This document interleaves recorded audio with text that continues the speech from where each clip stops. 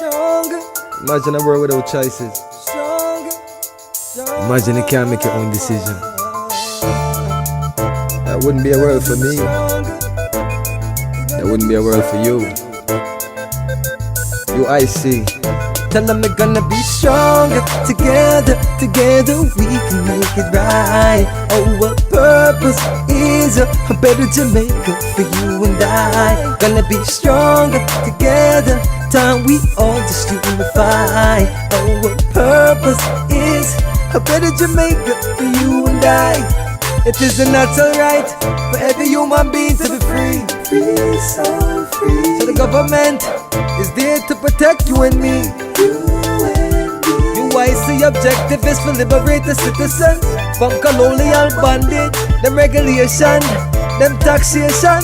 Rob Jamaica, we independent. Be stronger together we can make it right. Our purpose is a better Jamaica for you and I. We're gonna be stronger together. Come, we all just unify. Our purpose is a better Jamaica.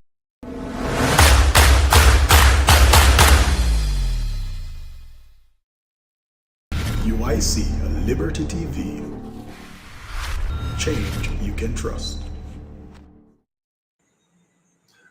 Hello, good evening, and welcome to another edition of UIC Liberty TV. This is Joseph Patterson, coming to you live from Northeast St. Elizabeth, my constituency where I live. Today we're going to be talking about how to fix Haiti, Niger, and Jamaica. And we're going to come at it from the perspective of the Most Honorable, His Excellency, Marcus Messiah Garvey, Jamaica's first national hero. Of course, he's more of a national hero in name because the country doesn't quite recognize him really. Our students don't learn much about Marcus Garvey in school, just some surface knowledge. Our government doesn't seek to implement his philosophies or in any way try to ensure that we embark on the kind of ideals that Marcus Garvey wanted for the black race, the African race. And so it's a surface thing that he's our national hero, but he's very important. Marcus Garvey is a very, very important person to all Jamaicans, should be to all Jamaicans and to all Africans. He was born on August 17th, 1887, which means it's about 136 years now since Marcus Garvey was born into this world. So his impact on our lives has been tremendous. He has given the African a new lease on life because of the tremendous work that he did during his time. He died on the 10th of June, 1940, just shy of 1944 when we got the right to vote fully, universal adult suffrage. Nevertheless, he did participate in our politics before that, when you had to be, a bit of a property owner of some type to be able to vote. And he did manage to win when he ran. But incidentally, he was run out of Jamaica by the elites, those who ended up controlling the politics of the country. And so we as a people never quite got the chance to fully benefit from his great intellect and wisdom and vision.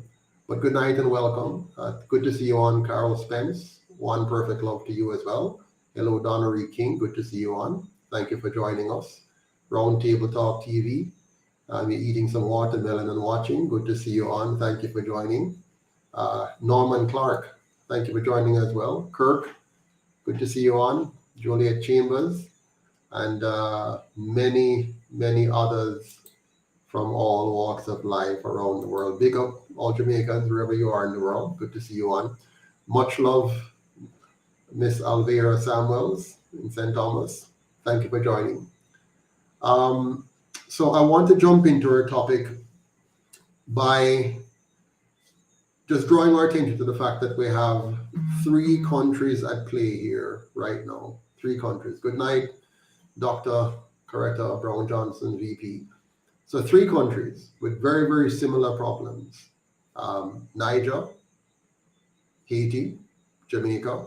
Of course, some are in a worse condition than others. I mean, the people in Niger are suffering some tremendous challenges. I mean, a coup, some 40% of the country living on under $2 a day, poverty rampant, some serious problems.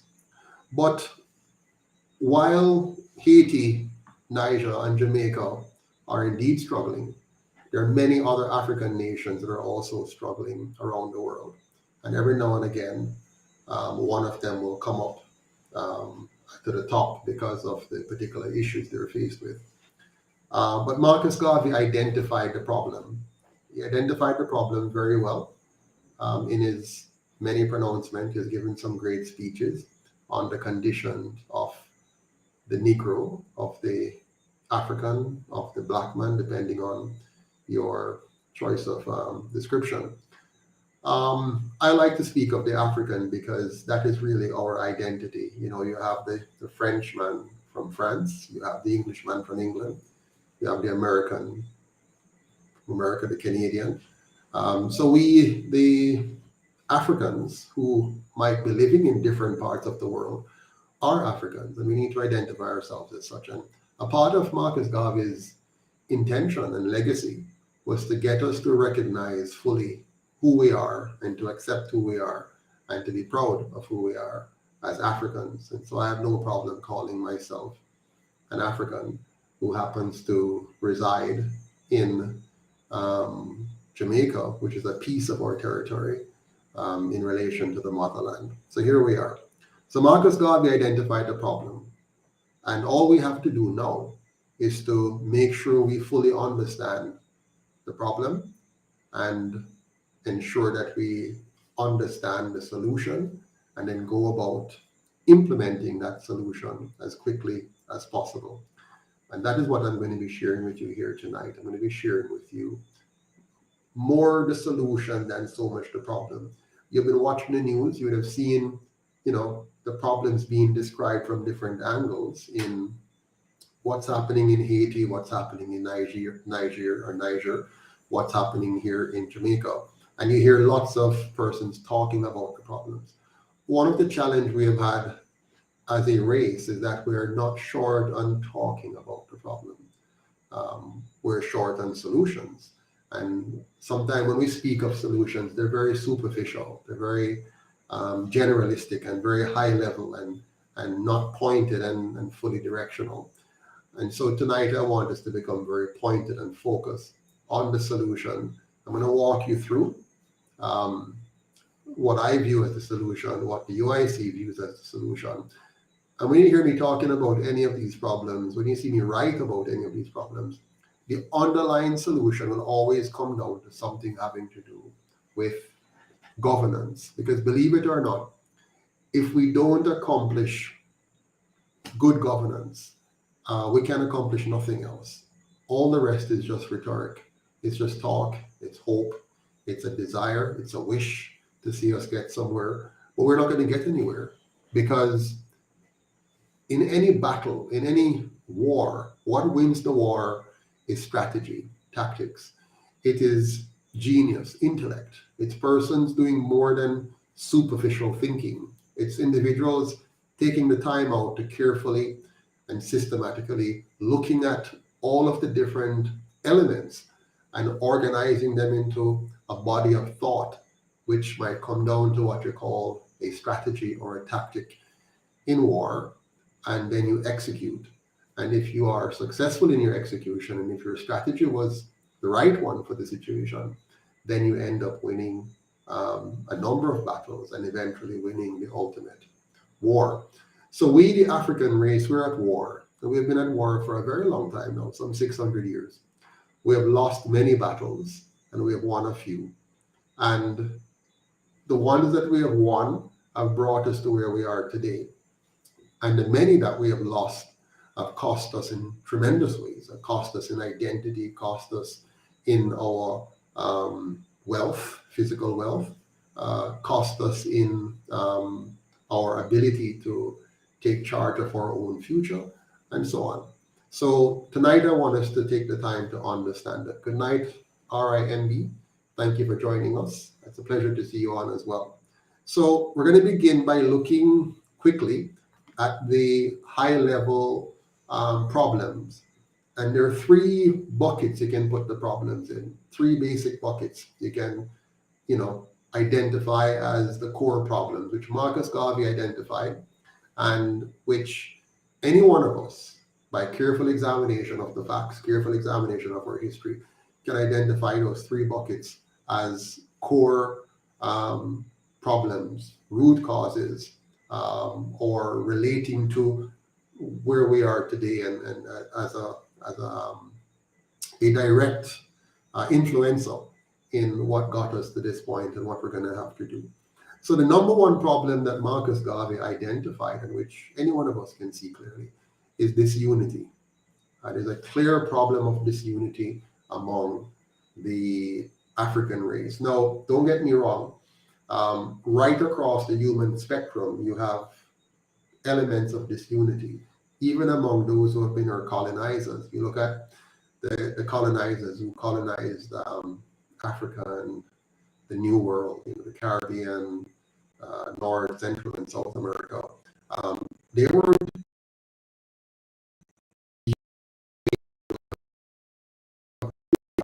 each other.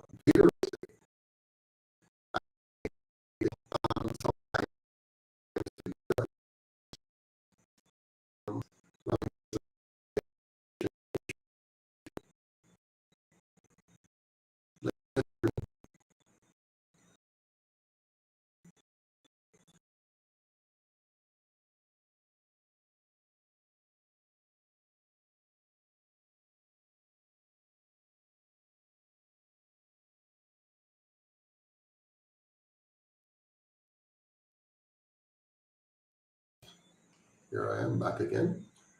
Can I be heard? Let me know if I can be heard clearly. Okay. All right, so audio is coming through choppy. So sorry to hear that. Well, I'm back with you, and hopefully you can hear me clearly. All right, you can hear me now. Wonderful, wonderful. Thank you, Donnery King, Norman Clark, and Dr. Coretta. So let's talk about the three elements that are our core problem. Element number one is disunity. Element number two is slavery. Not just the way you think, not just the chattel slavery, there's more to it. So disunity, slavery, and disempowerment. Those are the three crippling factors, the three elements that have been used to oppress and suppress the African. Now, we as Africans have allowed the enemy within and the enemy without to divide and conquer us. We have allowed that. We, the African, have allowed the enemy within and the enemy without to buy, sell, and enslave us. We, the African, have allowed the enemy within and without to miseducate and mentally cripple us. Three things. We have allowed that. Now, I know most time when you listen to our African leaders and persons who are trying to win our political votes and support, whether it's here in Jamaica or in Haiti or Niger or any other country, they will lick out against the colonial masters and the colonial powers and so on, and rightly so. But I want us to take some responsibility for our role in all of this. Remember, we live in a world where nations attack nations, tribes attack tribes. Over the history of mankind, there's been a struggle for possession, for property, to enslave others and extract their wealth from them. So it's not today. This is going on for a long time. So we have to analyze its history in that context and recognize that the colonial powers, they're doing what they think they need to do. they think that a part of solving their problem of wanting resources and wanting to build themselves up and to be wealthy and rich, they saw that a key part of achieving their objective was to conquer other people. First, they conquered each other. They fought vicious wars in Europe. Empires rose and fell. They enslaved each other. They did all kinds of things to each other. And then they settled to a certain degree and then turned their attention on other people, be they Asians or Africans, okay? And so we end up being in the path of their quest for natural resources, their quest for land, their quest for slave labor, and so on. Now, the fact that they were able to defeat us is a very important thing for us to learn from. Why did they defeat us? Why did we fail? Why did we fail to protect ourselves? Why did we fail to protect our freedom? Why did we fail to protect our territory? I don't want to make any excuses for us. The bottom line is that we failed. And what we have to do now is to figure out what we did wrong and what we have to do now going forward to regain our possession, regain our freedom, and to defend it and make sure we don't lose it again. So we failed to stop them from dividing us and conquering us, and we failed to stop them from buying and selling us and enslaving us, and we failed to prevent them from miseducating us and mentally crippling us. We failed.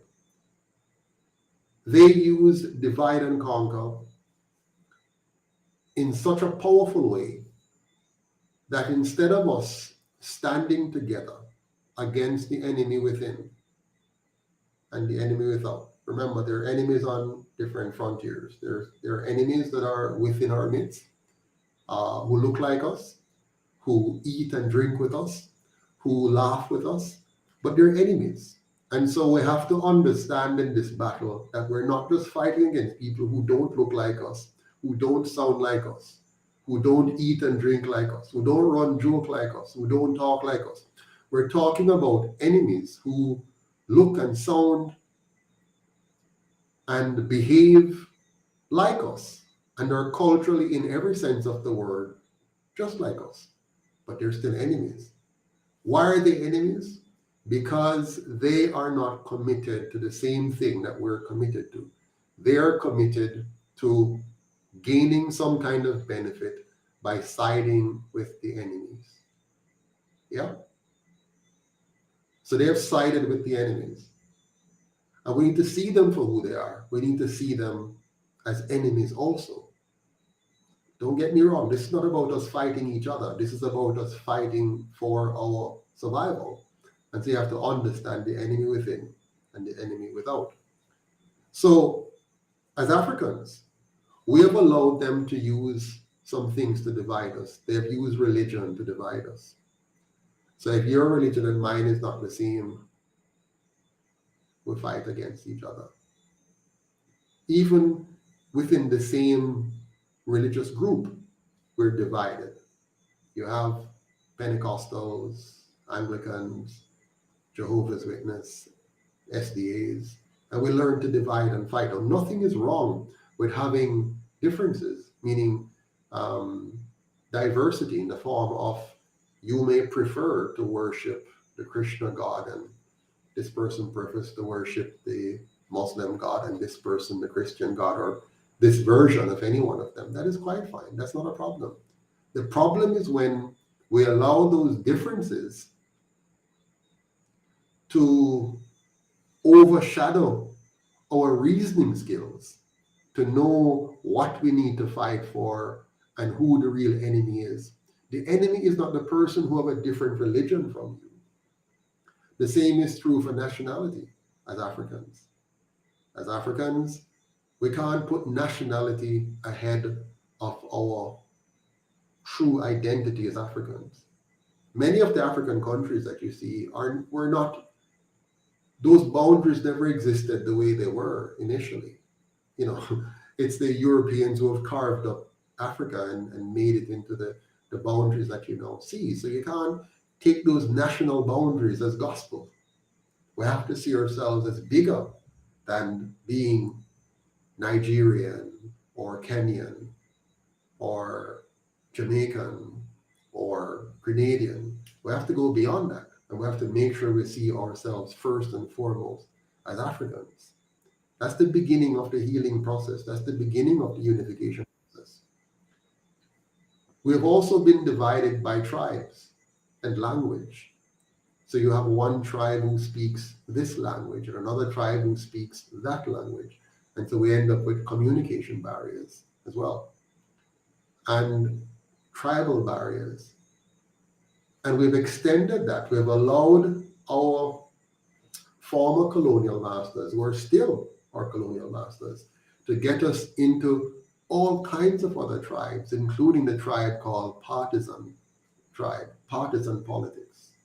So now we fight over which party we belong to.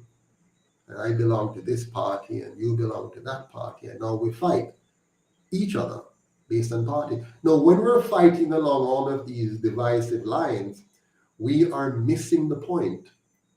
We are missing the mark. And by missing the point, we become disoriented and distracted and misguided. And so we start to work at cross purpose and counterproductively. And in the end, somebody who is pulling the strings outside of us gets the better of us.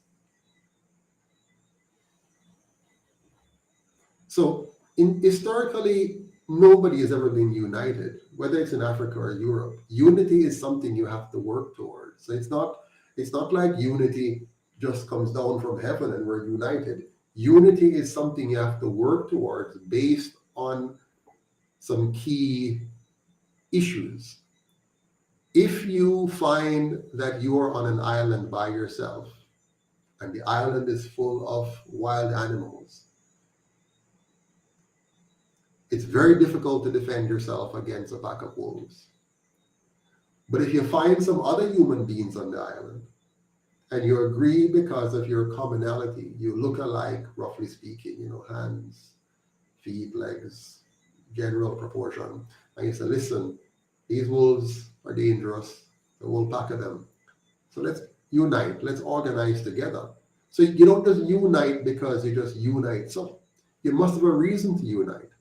And tonight I want to share with you the reason why we have to unite and how we must unite and the outcome of that unity. So please like, share, comment, and subscribe so we can spread the word around. Please and thanks. Now, this divide and conquer strategy worked in Haiti very well. The Haitians fought and succeeded against the odds at liberating themselves, generally speaking, because of a number of factors that were happening at the time, right? We can go into that, but the bottom line is they kind of liberated themselves. But divide and conquer was used to crush that country and bring it to where it is today.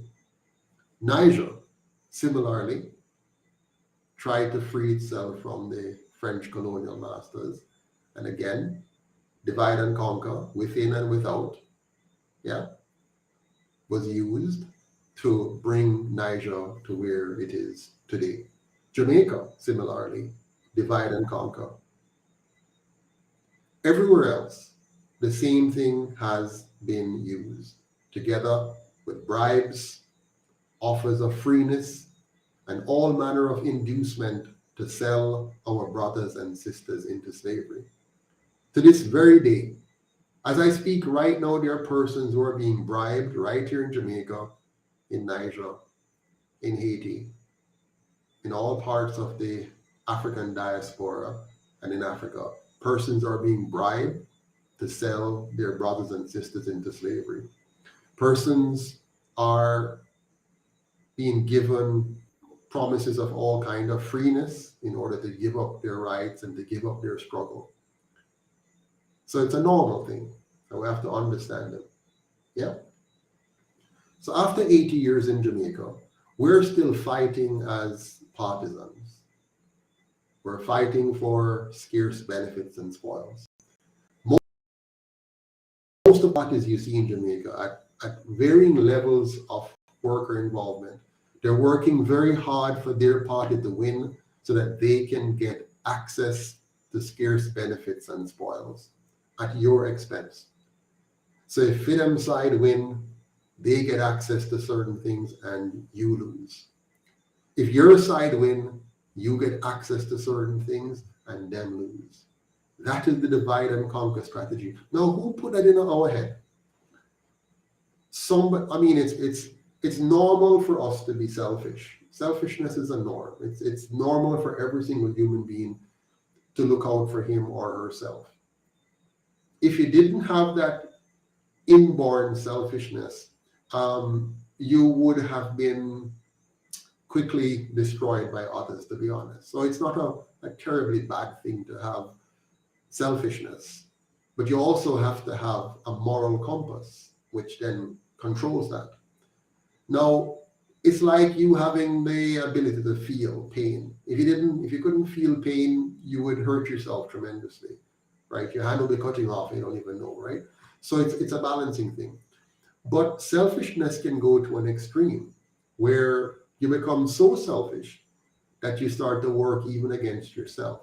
Yes, you get some short-term gains, you get some short-term benefits, but over time you lose completely because it may destroy yourself. Corruption is very corrupting. It will corrupt you down to the core, corrupt your family, corrupt your children, of course, corrupt your country. And so in Jamaica, we have been suffering from 80 years of this partisan tribal division. And so over the long term, we have become so ingrained in this partisan culture of politics that we have lost the ability to reason, to rationalize, to assess things from cause to effect. So we can't unite to throw off the yoke of the colonial masters or the PSOJ oligarchy, because very, very quickly we revert to how they have cultured us, how they have socialized us to be partisan tribes. And our confidence is baked into the ones that they want us to be baked into. So that's a divide and conquer element. The second element, which I mentioned before, is the slavery element. And I'm not talking just about being picked up in Africa or abducted in Africa, placed in chains on a boat, brought over to the West Indies, for example, and then put to work on a farm or a plantation and get whipped and raped and sold and so on.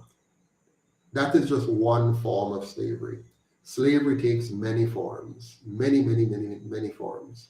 And so even today, we're still living in slavery. Even today, we're still living in slavery. We have just been transitioning through different forms of slavery. And every time the form changes, it becomes more complicated, more complex. It is modernized, it is given a different veneer. And those who are enslaved may even come to the settled conclusion that they're free, not realizing that they're not free. They're only in a position to make the choices allotted to them by their slave masters. Yeah. So remember to like, share, and subscribe, and comment. Now, I want to remind us of 3 phases of this slavery that we have passed through. The first phase, the first phase is the obvious one: chain up, transport, whip, sell, chattel slavery. But another form of slavery came in 1838, which was labeled as freedom. That's where they told us that we were free, and they gave us freedom. So the Queen of England says, all the slaves are now free. You're free to go. And we all celebrated back then that we're now free. Now, of course, that was a fake freedom, because the truth is, if you're free and all you're free to do is to beg a job, yeah, do as you're told, or become a charity case, then that's not freedom. And that's exactly what they gave the vast majority of the slaves back then. They let them loose. We're no longer responsible for your housing, your clothing, or your food, or your dwelling. Go about your business. You're free now to go roam wild like an animal. And besides, we're still going to be racist, and we're still going to, lynch you if we get a chance, and so on. But you're free now. And we'll treat you despicably, but you're free.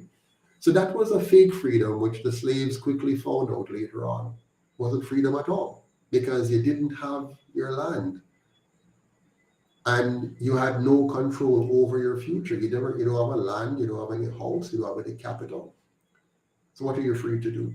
Yes, some had skills that they had learned, or blacksmith or carpentry or something. They could sell that. But the bottom line is, the colonial masters and those they favored still had full control of all of the major assets that were derived from the free labor or the unpaid labor of the slaves, and from the land that they had taken control over. And in countries around the world, including Jamaica, they got special arrangements where they control the mineral assets and are able to extract that. So freedom in 1838 was no freedom at all. So that was fake. And then over time, the slave gradually come to the awareness that he's really not free, but it took him a while. Because you see, when you're not educated, it takes a while for you to fully realize what is being done to you. Or when you're poorly educated, it takes a while. Many of us right now, listening to my voice here, many of you right now are being taken advantage of by the banks and the government, and you don't even understand how it's being done, but you are suffering. You are currently feeling the impact in inflation. You're feeling the impact in the drop in your purchasing power. You're feeling the impact in having mortgages that takes up your entire life to pay back. You're feeling the impact of an education system that doesn't prepare you for the work world. You're feeling the impact of not being able to find a job in your area of studies. You're feeling so many impacts, but you can't quite put your finger on why and how, but you're suffering. And that's the same for the slaves back then, except that it was more rudimentary. So back then, here's a slave. He is happy and cheering for his fake freedom, only to find out over time that it's not quite what he thought it was. Yeah. And so gradually the slaves start to fight back. He's not quite sure what he's fighting for in some cases, but he knows that the pain is too much, the suffering is too much, the mistreatment is too much, and so he lashes out. And you have smart people, like leaders like, Paul Bogle, Gordon, and Garvey, who come up and try to see if they can organize the people and get something going. And eventually you get a few reprieves, you get better working conditions, you get new laws and legislation. But all they do is to write these laws and legislation in a way that gives a little and takes back.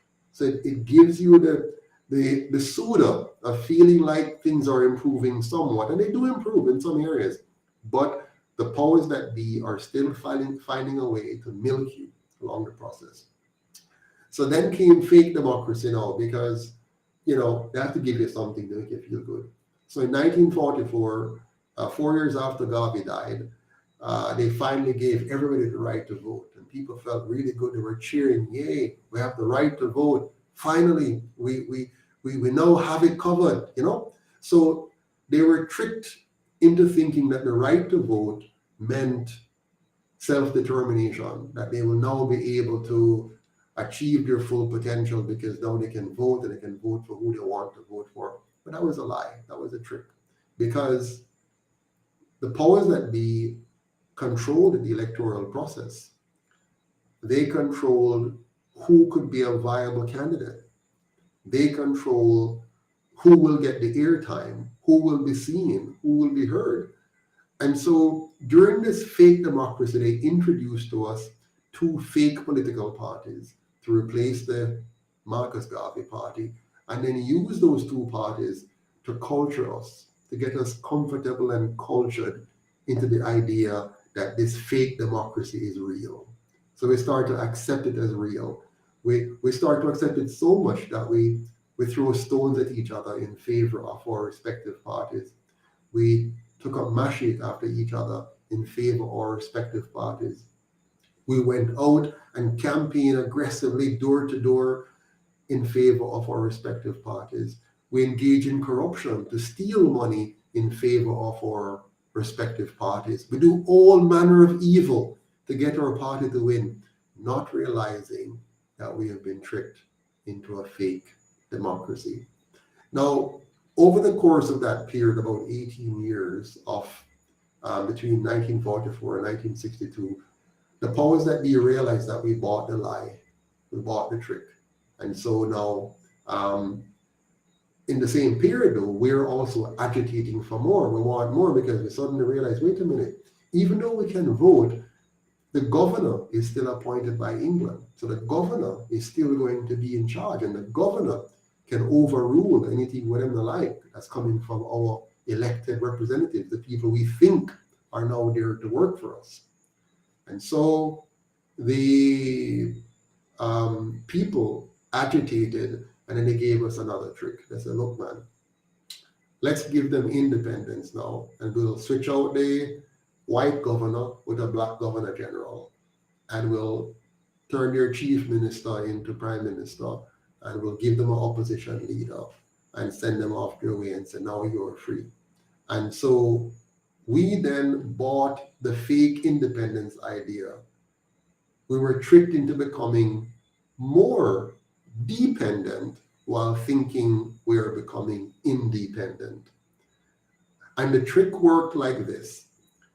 While we are now going to elect our own, it's not really our own, because those people are going to be the elites, or those who are funded by the elites, who are committed to the kind of economic model that the colonial powers want us to have, where we become economically burdened by debts, burdened by laws and regulations that oppress the small man and favors the big man.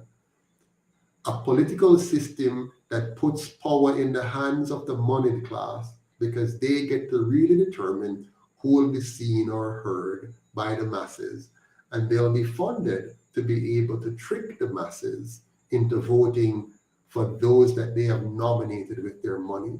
So even though we can nominate people as independent candidates and so on, that's really a waste of time, because the independent candidates will not be seen or heard in any significant way, because up until now, before social media, they control fully the airways and they fully the radio and the newspaper and so on. And not only show these independents as gimmicks to further entrench the thought that it's only these two colonial parties that they favor while staying in the background, sort of,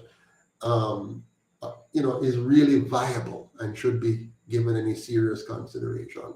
So that has worked beautifully from 1962 until today. And so Jamaica got caught in the debt trap.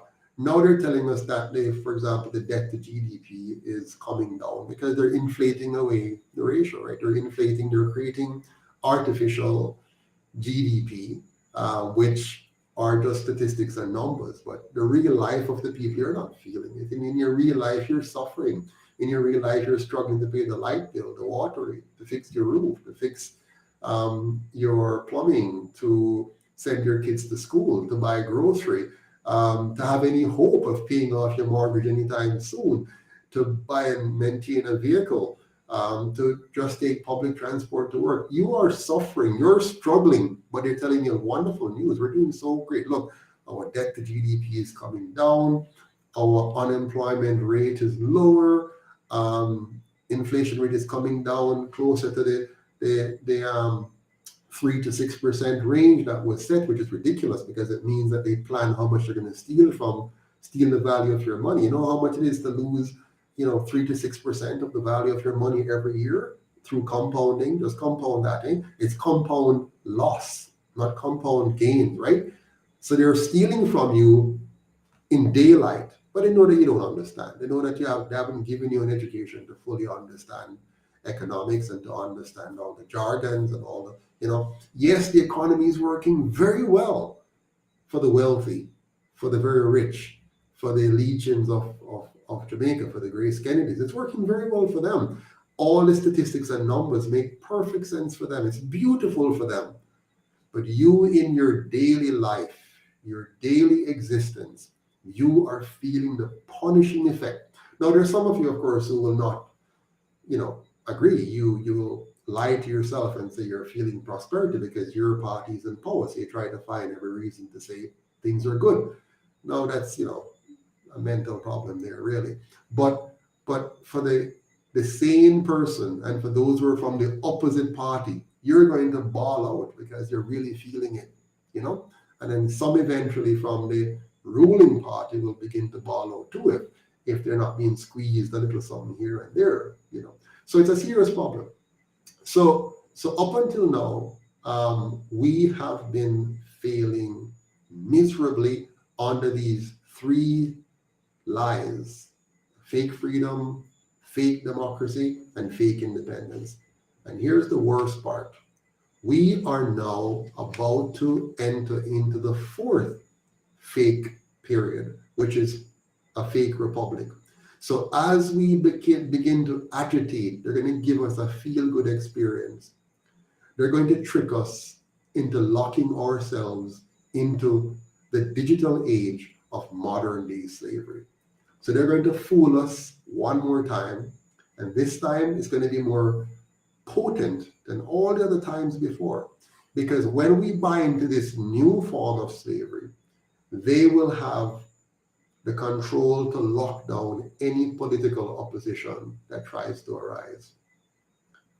So in the future, when another Joseph Patterson comes around with some UIC, it'll be very easy. Right now, they still haven't given us a bank account, and the laws are there to prevent us from getting a bank account for as long as they want to prevent us. The laws are in place for that. The laws give the banks the right to turn you down without any valid reasons. They turn you down. So the laws are there to prevent us from getting a bank account. But just imagine in the future, when the laws, the technology is such that they can also prevent you from donating. Even if you want to donate through any other means, they can lock off that donation. If you speak and say things they don't want you to speak, they can lock off your ability to buy or sell. They're now going to have the power to shut down all political dissent. So only the truly favored class, whoever will play along with the game like they did during the recent pandemic situation, where those who were doing the right things by the colonial powers got lots of monies to spend, got pats on the back, and were hailed as great leaders and champions of the new order, right? So in this new dispensation, we're moving into this fourth trick. Remember, fake freedom, fake democracy, fake independence. This fourth trick where they're going to get us to clap and cheer for a constitutional reform, and we're going to clap and cheer and say, now we are a republic, simply because they tell us we're no longer honor the queen or the king or the monarchy. We're now having an elected president or a ceremonial president, and we get all excited. and they make a few other window dressing, and we're going to say yay. While nothing would have substantively changed, except that we would have been lulled again into another form of slavery, thinking that we're progressing. And so here we are at this juncture in our history. I'm still talking about the problem, and I'm coming to the solution. So we've looked at the divide and conquer strategy. We've looked at the fact that slavery is continuing. And then I want to turn to the third element now, which is disempowerment. You can't just simply create this unity, and you can't just simply try to continue slavery. You have to also make sure you are mentally damaging and undermining from a wealth perspective those that you want to keep in a suppressed position. And they've done that in Haiti, they've done it in Niger, and they're doing it in Jamaica as well. So they have sought to disempower us. And they have done it in some basic ways. We have lost our history and our identity because of carefully planned methods of destroying the history of the African, destroying the link between us and our identity as a people. And we have been trained to no longer love our racial identity. Some people will be offended if you call them an African. You have some of us who make every effort to change our appearance. We want to lighten our skin. We want to change our ear texture. We want to do anything to appear more European than African. Serious brainwashing, serious damage has been done to our people. They have also taught us to be fearful, to fear massa, and to fear those who now stand in the place of massa. We're afraid of our politicians and political leaders. We're afraid to speak up. We're afraid to stand up. We're afraid to run for office. We're afraid to be identified with a new movement. We want to either be in one of their two clubs, which are acceptable, but anything outside of that is fearful for our jobs and so on. So they've instilled fear into us. They've also structured our education system to make sure we're ignorant. They want to make sure we don't know what we should know. Yeah, we know things like, hey, diggle, diggle, the cat on the fiddle, the cow jump over the moon, the little dog laugh, and this one of it. That's kind of stuff they want us to know. They don't want us to really understand how to turn bauxite into aluminum. They don't want us to have the kind of patented scientific inventions that will give us the industrial might and power. They don't want us to master water harvesting and management to be water secure. They don't want us to be food secure. That's why they have our politicians sign on to agreements that destroy our agriculture and make us want to import our seeds, import our fertilizers, import our food. They don't want us to be energy independent. They don't want us to have a people that are so educated that we can build and design all kind of energy captures that are alternative to what they prescribe. They don't want us to know and understand our indigenous medicines and master the use of our plants and provide for ourselves. They want us to import their pharmaceuticals. And it's working. And the leaders we have who are simply background masters or simply standing in the place of those who don't want to be on the front line, they're just standing in place. They're just puppets. And they're representing the system. They're representing the ideals. They're representing the planned disempowerment of our people, be they in Haiti, Niger, or Jamaica. And so they've kept us fearful, and they're keeping us fearful. And they've kept us ignorant. No matter the person with the PhD, no matter the doctorate, no matter the bachelor's or undergraduate, no matter the diploma, all of that is nothing.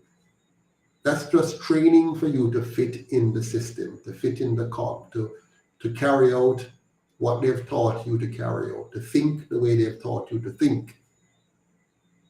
What I'm talking about is real education, liberating education, education that would allow us to fully control our economy, fully control the education of our children, fully control our healthcare, fully control our governance.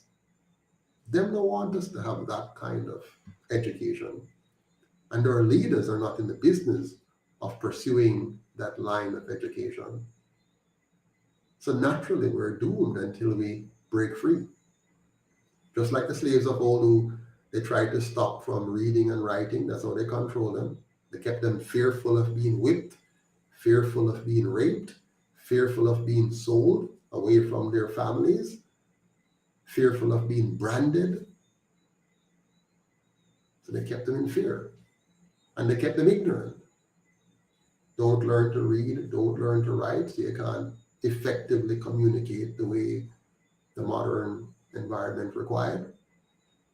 And thirdly, they kept them poor. Just like today, the economy is designed to keep you poor. Yes, you might have gotten a little bit more education than your neighbor, and you get a little bit better job, but watch carefully. You're still living on the margin. You're one paycheck away from being on the streets, from not being able to pay your mortgage, from your car being repossessed, from your kid being kicked out of college, from you not being able to buy a full or half a trolley of groceries. So the fact of the matter is, whatever you think your status is in this system, you're still a slave. We're still slaves. And the system is designed to crush us, whether it's by perpetual property taxes or by inflation or by boom and bust economies, keeping you on the edge all the time of your seat economically, killing you with stress and causing all kinds of diseases as you're eating bad food to just stay in the zone of the rat race. They have us figured out. They have a plan for us, and the plan is to control and milk from birth until death, and never allowing you to enjoy financial freedom, freedom over your life. Yeah. So,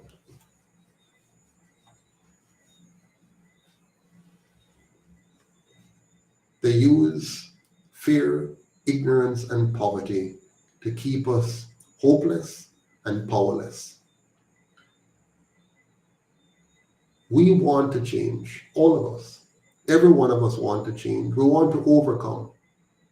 We want a better life. We want a free Jamaica. We want a free Niger. We want a free Haiti. We want a free Africa. We want that. All of us want it. Even those who are a part of the system, who know that they're engaged in corruption and theft, who know that what they're doing feels wrong, deep down inside they know it's wrong, but you know what? That's how they're making their living. That's in their mind. But they want better. Yeah. But we're too dependent on others. We're too dependent on the colonial master and their puppets. We're too dependent on them to invest the time, the energy, and the intelligence necessary to build the systems, to build the tools, and to harness the capital to win back our freedom. Now, I have stepped out, and others like Chairman Wright, Treasurer Naika Williams, VP Neal, VP Brown Johnson, VP Powell, Director Chukanowski, my dear wife, Charlotte Masada Patterson, Dr. Harvey, and others, O'Shane, They've stepped out. And they're saying, no, we are willing to invest the time. We're willing to invest the energy. We're willing to invest the intelligence. We're willing to contribute our capital so that we can create the systems, the tools, and the organization necessary to win back our freedom. But too many are afraid. Too many are afraid to step up and to step out.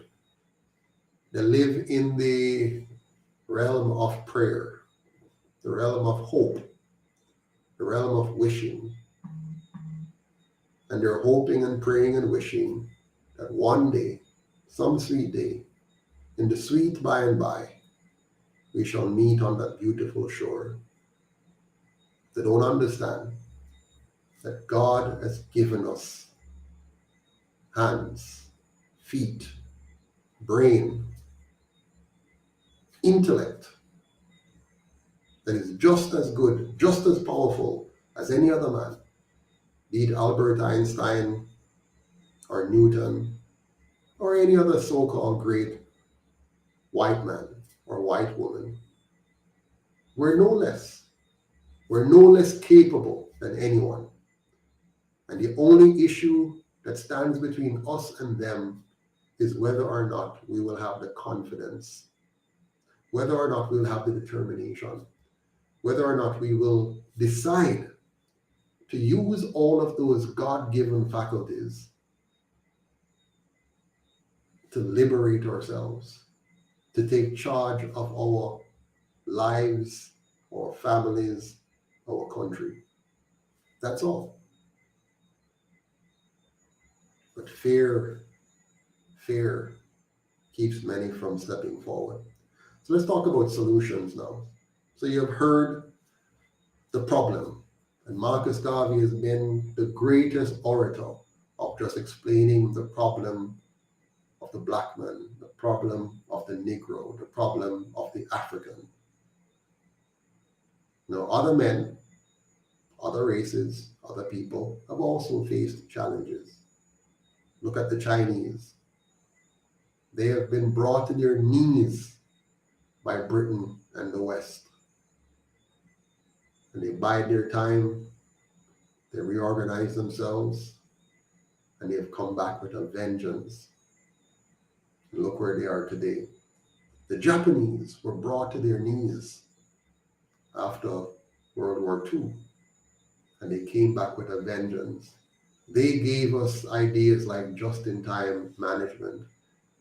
They brought ideas such as window guidance in banking that made their banking sector more powerful until the Americans came and destroyed it. The Germans were decimated after World War I and II, and they came back. Of course, we have all kinds of reasons why they came back, but the bottom line is they came back.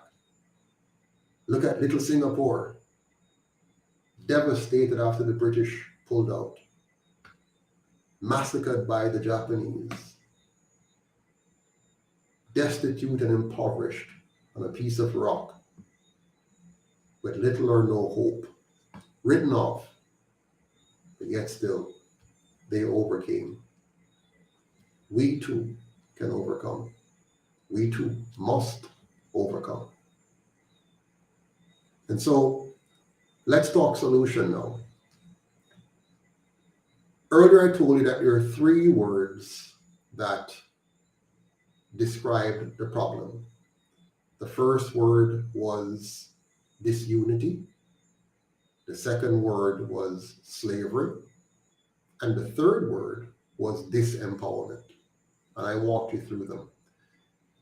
Now I want to share with you 3 words that sums up the solution. The first word is unity.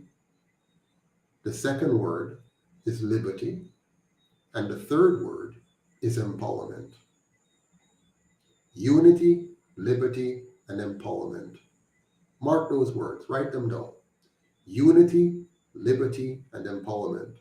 Those are the keys to our success, whether in Haiti, in Niger, or Jamaica. Those are the 3 words of our success as a people, as a race, as Africans.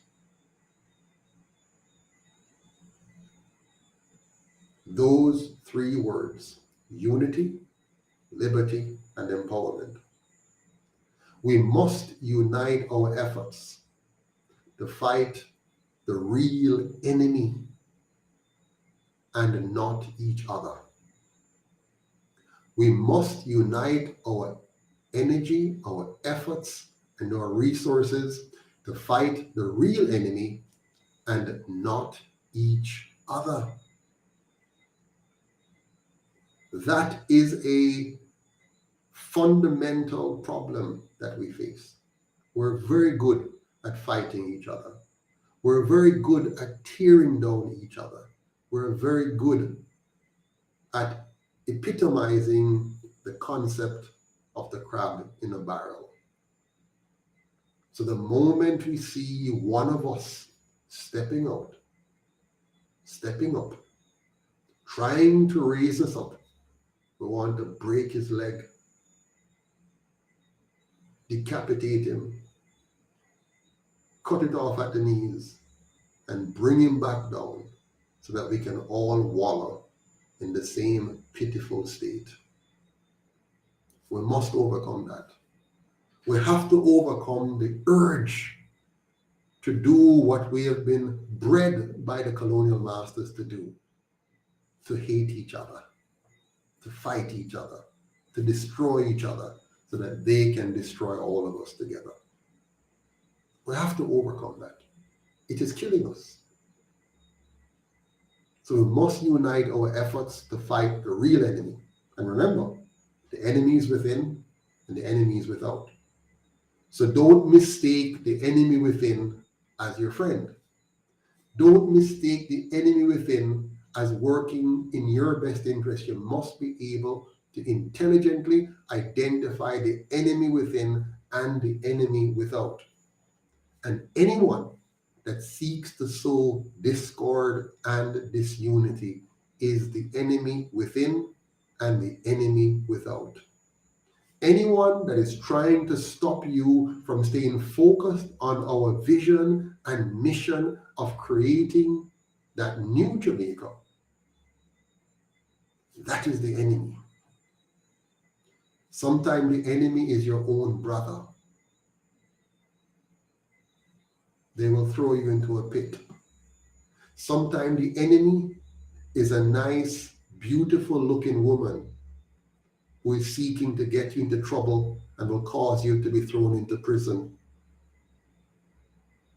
Sometimes the enemy is an associate of your true enemy sent to befriend you, to destroy you. So we have to be able to identify the enemy as quickly as possible. And we have to remove them from our midst decisively. The second word is liberty. We must fight for liberty. That is why we're united. Unity doesn't just come so. You have to be united for something. In your home, you and your wife or your husband, you have to be united for something. You've decided to be joined in holy matrimony. You've decided to raise a family. And you must have some goals and some objectives, some vision for that union. Well, our union as a collective is about preserving your sovereignty and my sovereignty, our freedom.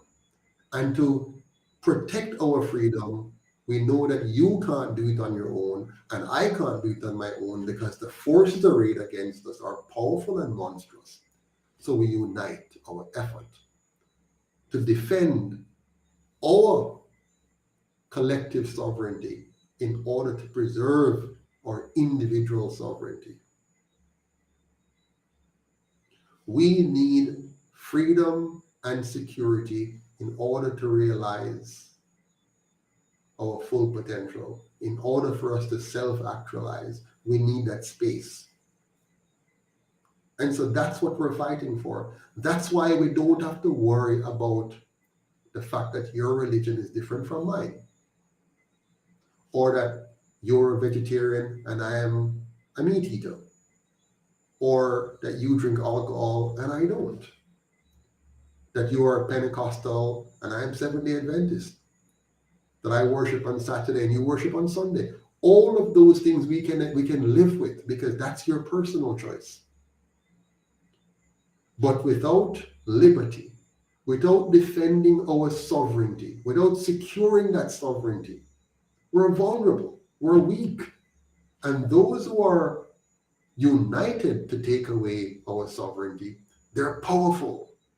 They control the media, they control the banks, they control our money, they control everything. So as long as we find petty differences to fight about, they win. So if you're going to fight with somebody because you don't like how I'm talk, you don't like how I'm shape, you don't like how I'm profile, or whatever it is you're going to fight, you're wasting your time and putting yourself at a great disadvantage. So we must unite, and the unity has to be around liberty, justice, or collective sovereignty. All of that is embraced in liberty. And the third word, we must empower each other. And there's some basic things for that to happen. And there are various ideologies around, various political ideologies, which are either in sync with or opposed to your empowerment. The number one aspect of your empowerment, of course, is your freedom.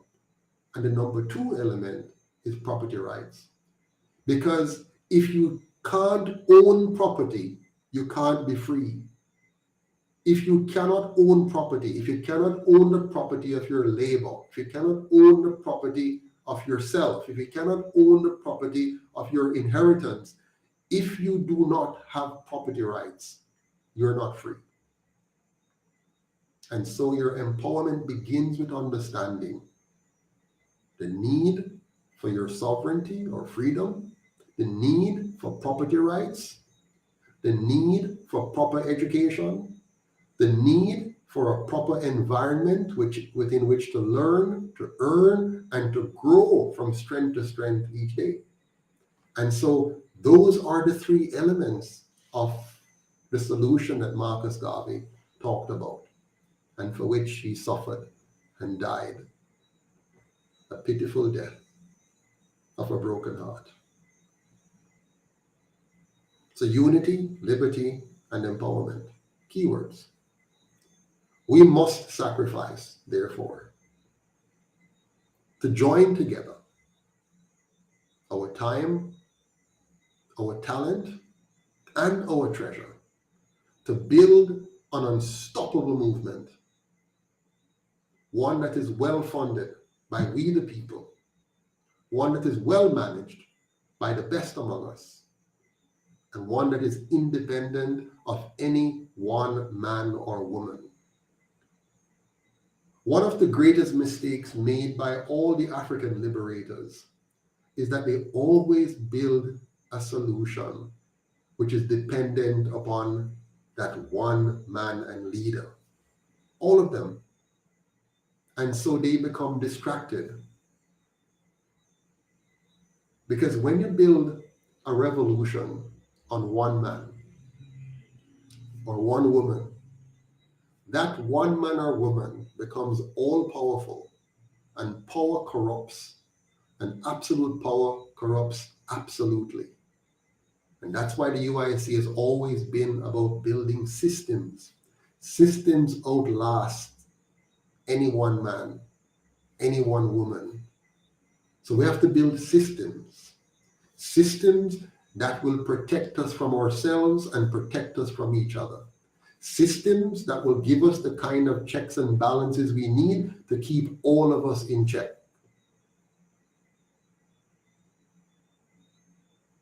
So that's what we have to unite to create.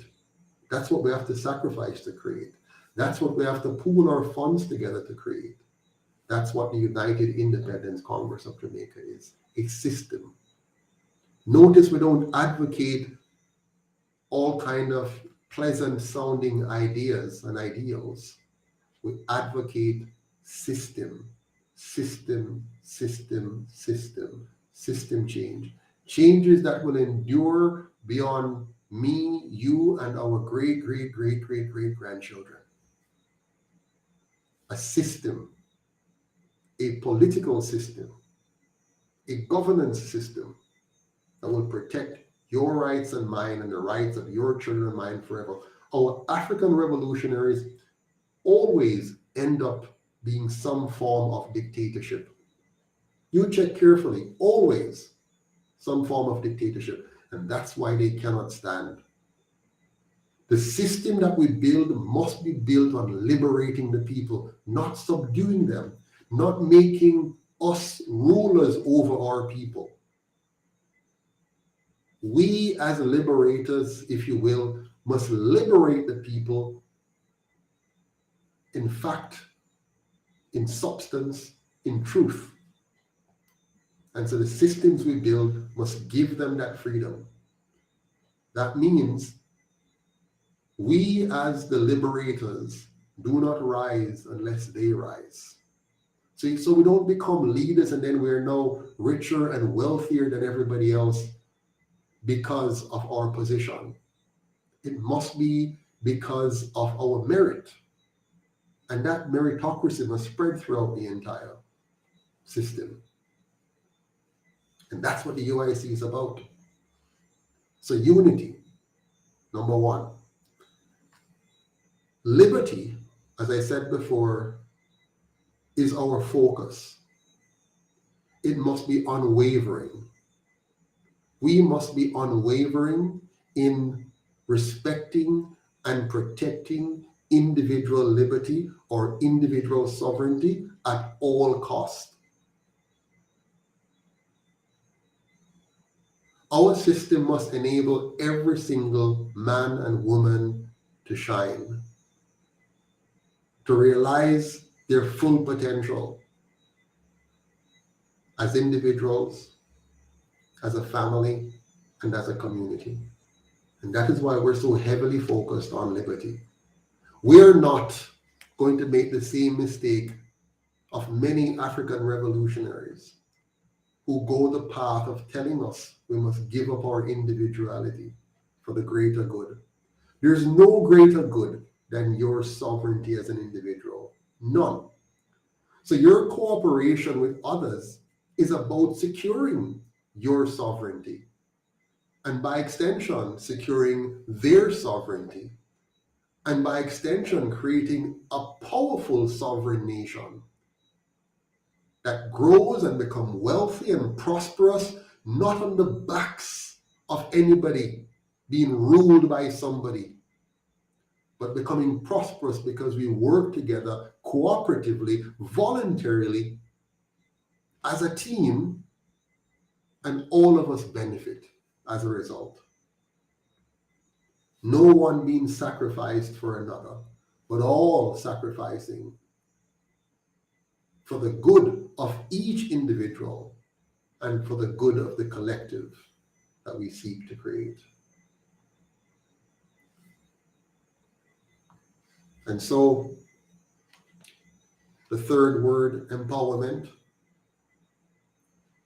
it must be our studied purpose to empower everyone, every one of us, to be the best that we can be, by providing some basic fundamental things as part of our governance model.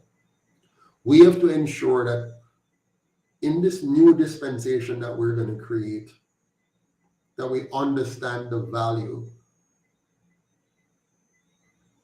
of nutrition, the value of education, the value of healthcare, the value of housing. We cannot leave those things to chance, my friends. We cannot build a solid human capital, a great nation, by leaving the minds of our people to suffer from poor nutrition, poor education, poor healthcare, and poor housing. So the UIC has a different model, a model that doesn't leave anybody behind unless they want to be left behind, unless they're not prepared to participate, and it's their choice not to participate. But we have to have a new model, a model that begins with the prenatal care for children, a model that begins with helping adults understand the value of proper nutrition so that we can have well-developed brains, so that when our children go to school, they can learn fully. They can learn in a different environment, one that is more inclusive, more group-oriented, more cooperative-oriented, one that challenges the mind and encourages us to become more than superficial learners, more than examination passers, but rather technically competent, sound, highly qualified, intelligent individuals that can solve real-world problems, that can bring new products to market that will transform the lives of citizens, not just here in Jamaica, but around the world. We cannot continue to be mere regurgitators of other men's thoughts. We have to become thought leaders, technical leaders, creators, innovators, inventors, and that can only happen when you have an education system which is designed to bring that out, not one which is designed to continue rote learning, to become mere employees, to simply follow processes handed down by others without intellect behind it. We have to change that. And so we're going to empower our people by zeroing in on our human capital as our most important asset, not bauxite, not even the soil, not even the sun. Our most important asset must become our people. And so we have to invest now in educating our people. And it doesn't take much either. We're not talking about education where it's a lot of money. We're talking about education where it's a lot of careful thinking, careful planning of how we educate our people, so that our children will have the health they need to master. They will have a curriculum which is Afrocentric, not because we just want to be Afrocentric, but because it's important for them to fully understand where we're coming from, where we came from, where we're heading, what's our full potential, what have we been denied even by our own kind. And we have to require that everybody work, that everybody earns, that everybody contributes to creating and maintaining this new Jamaica, which must be a safe space, a clean space, an orderly space, a free and fair space, because it's only when you have safety, cleanliness, and order, and the spirit that says you are free to do whatever you want to do, provided you do not use force against anybody else or violence against anybody else. You're free to expand your mind, to create, to invent, to try new things, to innovate, so we can all learn from each other. We can cross-pollinate. We can see different approaches and not believe it has to be this monolithic, one-size-fits-all process. We're going to change the system. We're going to change Jamaica into a meritocratic society, one where you rise because of merit, not because of connection, one where your income reflects your competences, your income reflects your contribution, your income reflects the value you add to society, not because you're able to trick society, not because you're able to be associated with those who trick society. That kind of system must go. We must have a meritocratic system. where everybody knows that if they apply themselves, they will get the rewards. They will see that if they learn, they will earn. If they produce, they will grow. No more connection run things. You get where you're going because you have spent the time to learn and grow personally. And for that to happen, we have to give equal opportunity to every child. And to give equal opportunity to every child, you have to facilitate the family. So you have to give the family what is theirs by right. And the land belongs to the people. So you have to structure that now in a way that allows people to be compensated for that with proper housing. And we must do that in a way that is affordable because it can be done. It has been done. There are countries like Singapore that have shown that you can have a housing program that brings the cost of housing down tremendously, that creates the avenues for every family to have a decent home if they want it, if you're willing to work for it, and give them the time to pay for it and build your industry at the same time. And we're going to do that. Back of all of this, for all of this to work, or for any of this to work, there's one fundamental thing we need, and it is called good governance. It is called good governance. Without good governance, none of the good things that we want will ever happen. And so now I want to turn our attention to good governance. This is the key. We have a basic structure for good governance designed right here in the UIC for you and for me, designed for Jamaica. None of the other political parties or aspiring political parties, or what you call them now, civil society groups, are fully au fait with what I'm talking about. You'll hear them mention pieces of this because over time people cross-pollinate and get ideas and present them as their own. But these are UIC ideas, original UIC ideas that we have carefully crafted. Of course, there'll be resemblance to other ideas from other countries and even other parties, but these are carefully designed to fit in a particular way to create the outcomes that we need. And so I want you to listen carefully to these items as I walk you through them. The first thing we have to do in terms of good governance in Jamaica, in Haiti, in Niger, not just superficially but real, we have to ensure that we do away not just with the monarchy, whether it's French or English or any other, but we have to do away with the colonial system and the colonial thinking of divide and conquer, which comes with partisan politics. I know we've been bred and fed and thought that partisan politics is the way to go. That's the kind of system to have. It's wrong. It's a system which undermines our ability to get things done.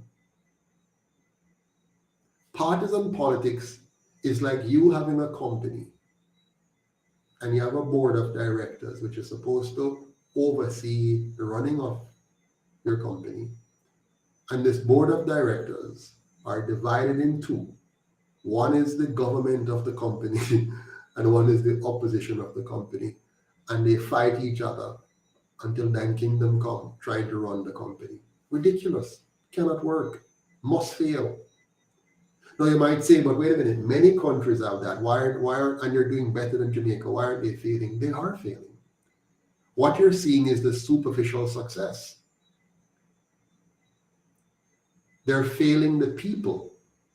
In all of those countries, as a matter of fact, where that system has taken root and is fully working, all it does is allow the political elite to divide the people and distract them, while the business elite, the oligarchs behind the scene, And the global puppet masters are extracting their wealth little by little, little by little. And so there are degrees of pleasantness in those countries, so it might be more pleasant in a country like Canada than it is in Jamaica, but that partisan system really undermines how much better the country could have been for the people. Partisan politics, which divides the boards and have it fighting against each other, does not work. Especially if the country does not have old wealth that it's living off. So, for example, a country like, the USA and other major European countries and Canada, they already benefited from years and years and years of colonial wealth being built into their economy. And then they layered on top of that partisan politics to then keep the people in check while the old money stays, where they want it to stay, and the people stay fooled or tricked while they continue to gradually drain those people's resources to maintain their high lavish standard of living. So it's not working, but it appears to be working. It's working for them, not for you, not for me, not for the people. So we have to get rid of partisan politics.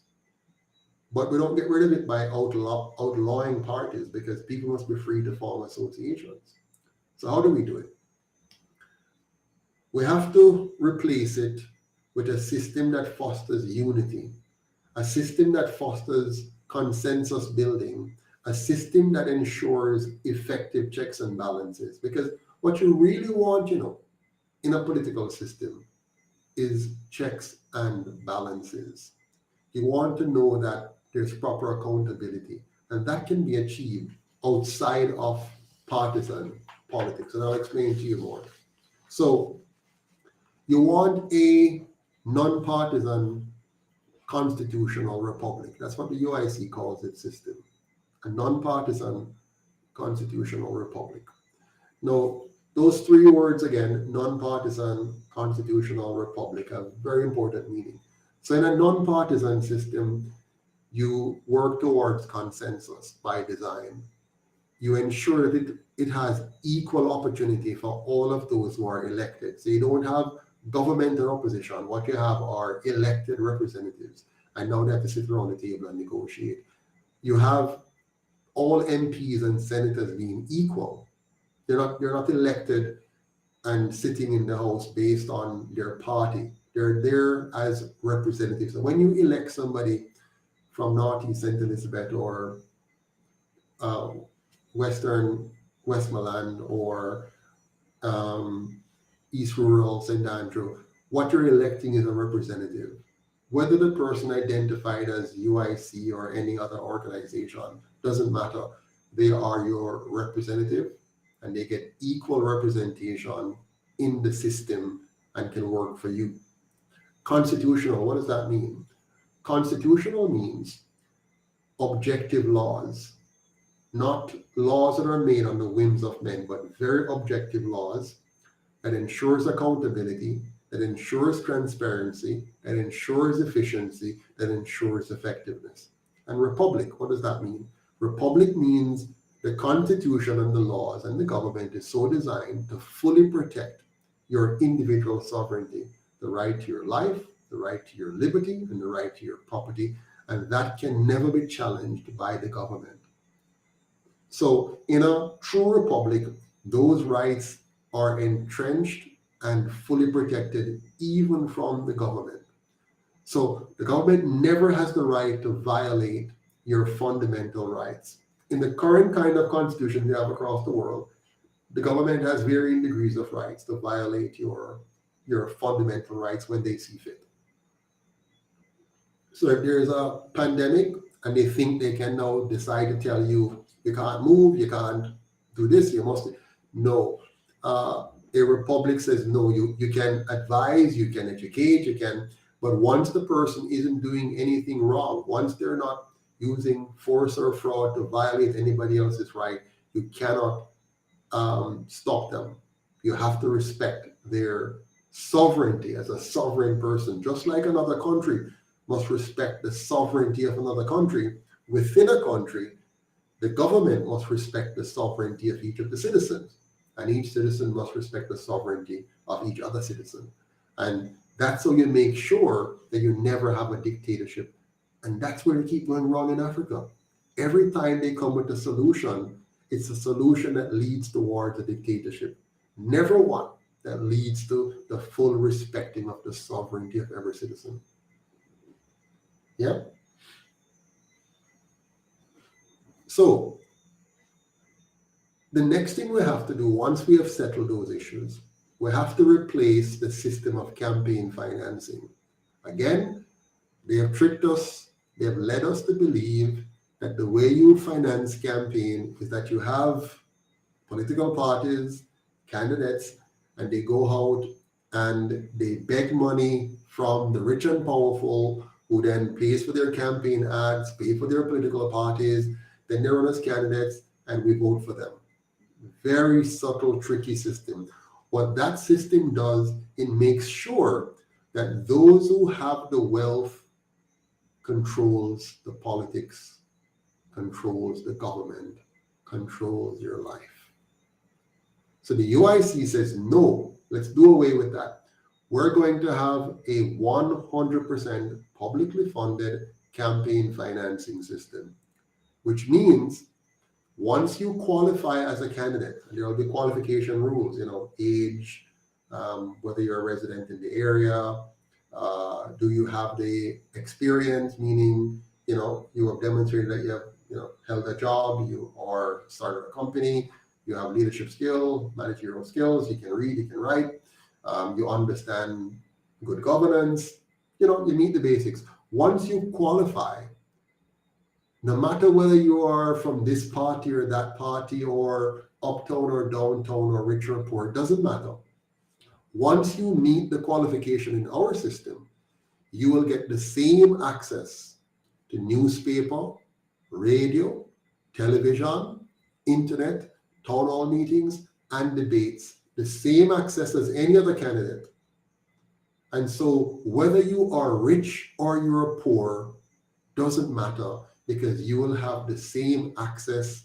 The rich candidate will not have more access. The poor candidate will not have less access. We will have an equal opportunity political system which allows anyone who qualifies to run for office. And of course, the bar of qualification will be risen so that you have to be somebody with the competences to represent others in order to run. Okay?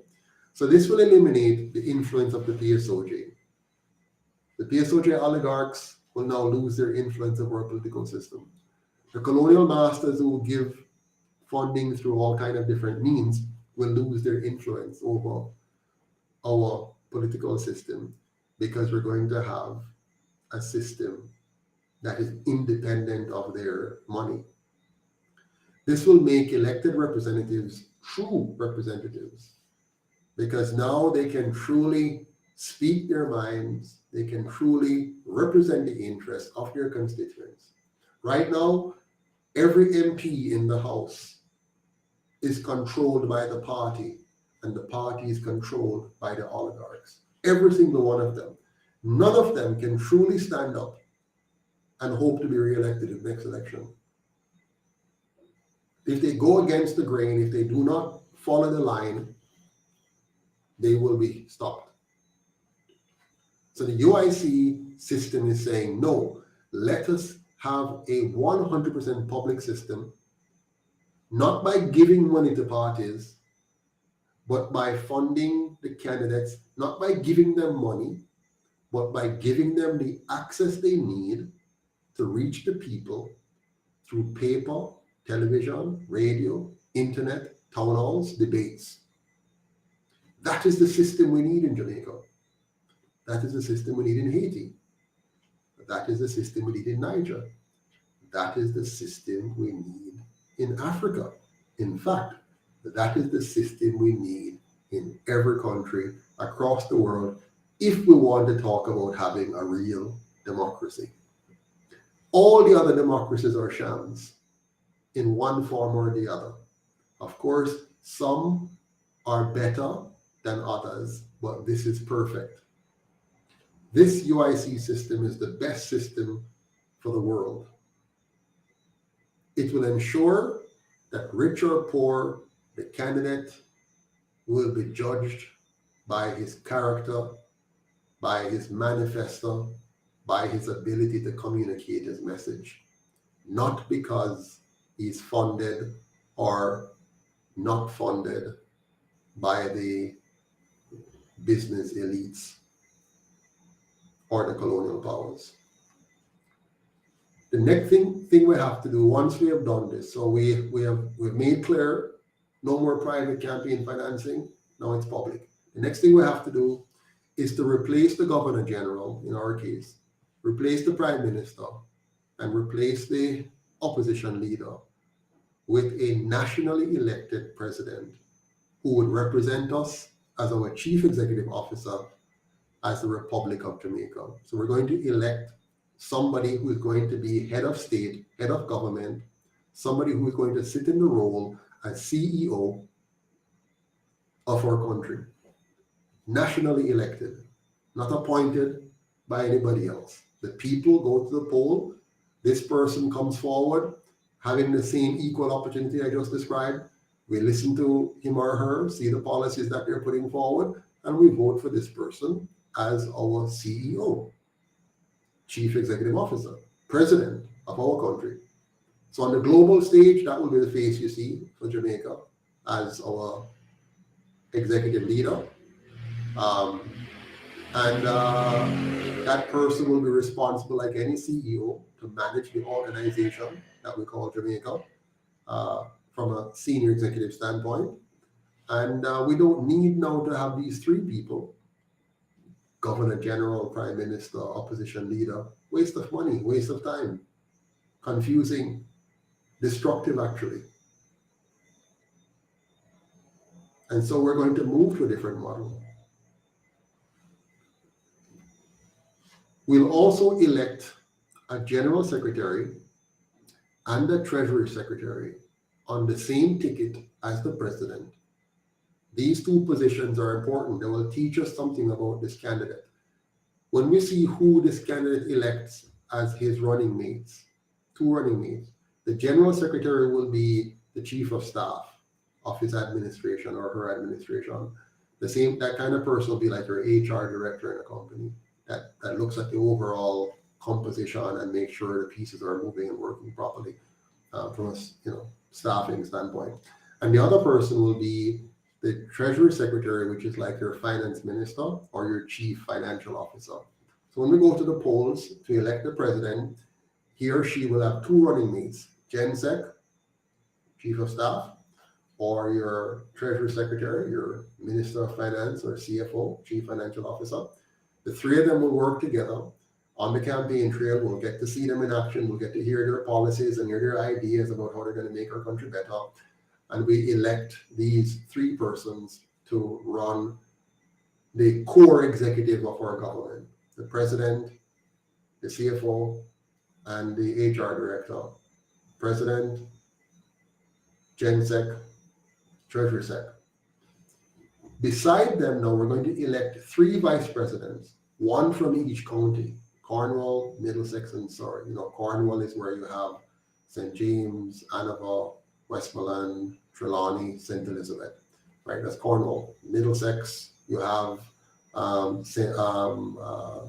Manchester, St. Catherine, St. Anne, St. Mary, Clarendon, Middlesex. And in Surrey, you have Kingston, St. Andrew, Portland, St. Thomas. So one vice president for each now. They're independently elected. They're not associated with the president. They're running as the VP coming from the county of Cornwall. And one is running as the VP coming from the county of Middlesex. And one is running as the VP county of Surrey. So the people in those counties would have elected them. So when those six people come together, President, GenSec, Treasury Secretary, VP for Cornwall, VP for Middlesex, VP for Surrey, come together, you have six of them forming the core executive body. Notice the counterbalance here. You have the president with his two running mates, over this side, so they kind of know each other and they're close and everything. So they might vote together normally, yeah. But you have three counterbalance now, three independent VPs, which are coming from the counties, which means they're going to bring a regional perspective to the executive body. They're going to bring the perspective of their parishes into the discourse. So when that core executive sits down to talk and nominate now the ministries, you have that regional representation, you have that independent voice in the mix. And because they have to operate by consensus, the six of them have to agree on what they're going to put forward. So you'll have careful deliberation, thoughtful policies, thoughtful agendas, thoughtful budgets being brought forward from that core. The next thing you want to happen now is that this core will nominate your ministers of government. So what we have done, we've been very careful to make sure that in our new system, we will replace the concept of